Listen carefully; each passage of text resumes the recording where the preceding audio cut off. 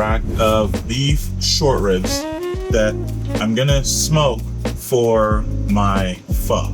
I do have a chicken pho recipe on my website, beef pho recipe up on my website. It's probably my favorite soup ever. I like to get my knife underneath there, underneath the membrane like so. So just kind of be aware of what you're trimming and, you know, do your best. One of the reasons why it's extremely necessary for you to trim the beef short ribs is you get to remove this massive fat cap and the membrane that's underneath it and expose this meat to some flavor. You're not gonna miss the fat because look at all that beautiful marbling. Now, if you notice, I didn't remove this part.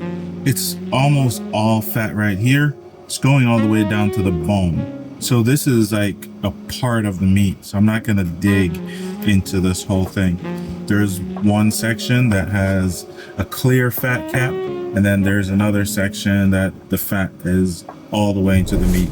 A few weeks ago, I put together this pho spice rub, and basically it's the pho spices, some salt, pepper, a little bit of something else, and now this is what we have.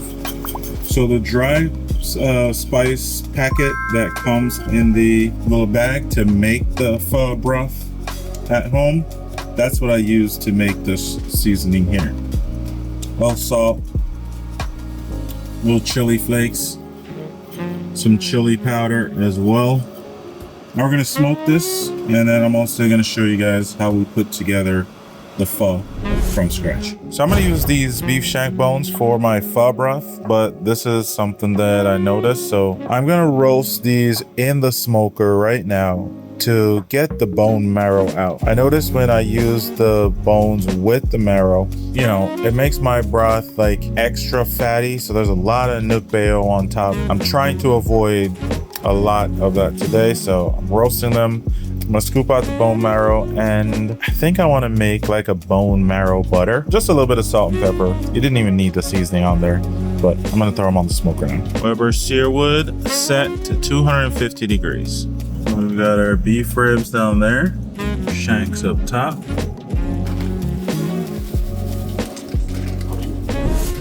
So these beef ribs and the bones have been going for 4 hours. We're gonna take a look.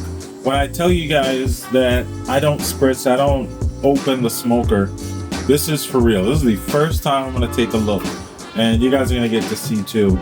And I'm really only opening it because I want to wrap them up right now. And I'm gonna pull the bones off because I'm ready to use them.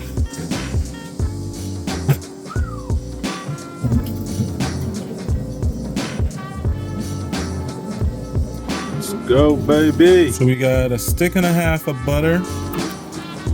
That smoked bone marrow.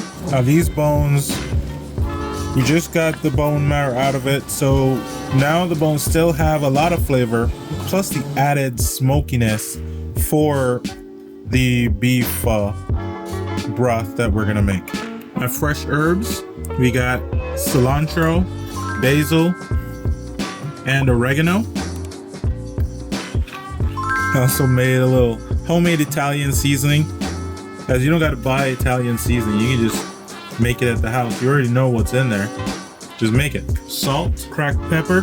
If you guys want to get a bone marrow chimichurri compound butter recipe up on my website, you can find that one. I'm also gonna detail this one for you guys in this video right here.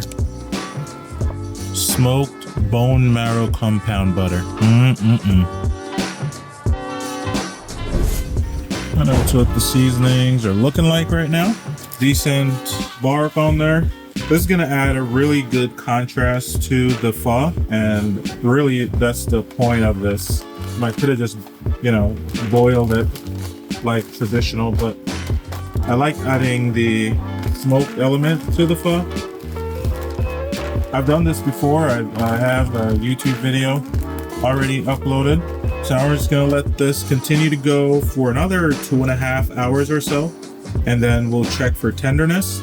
Then we'll pull it off and rest it in the oven on keep warm so that it can remain tender. So when we slice these up, put them in the soup, you're getting a really tender bite along with the rest of the beef. So stay tuned for that.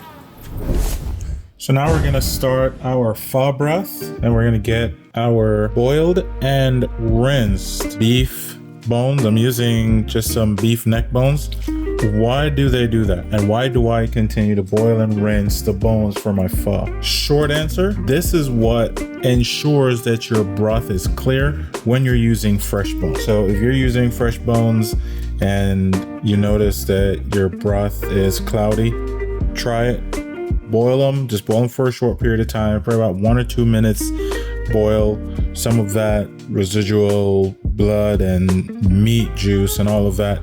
The freshness kind of comes out, and then when you rinse them off, you want to rinse all that scum off of it, and this is going to ensure that you get a clear broth. This is a tomahawk bone. This is already cooked, don't need to do anything with that. And then these are the marrow bones.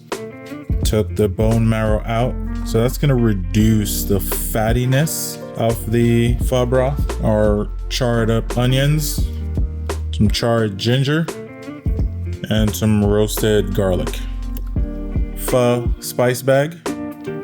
This rock sugar is just for that hint of sweetness in the pho broth. Now I'm not gonna season my broth right now, and I'm not gonna add my fish sauce because the fish sauce can get sour if you have it in the broth for too long. This is gonna be simmering for about 6 hours until we get to eat.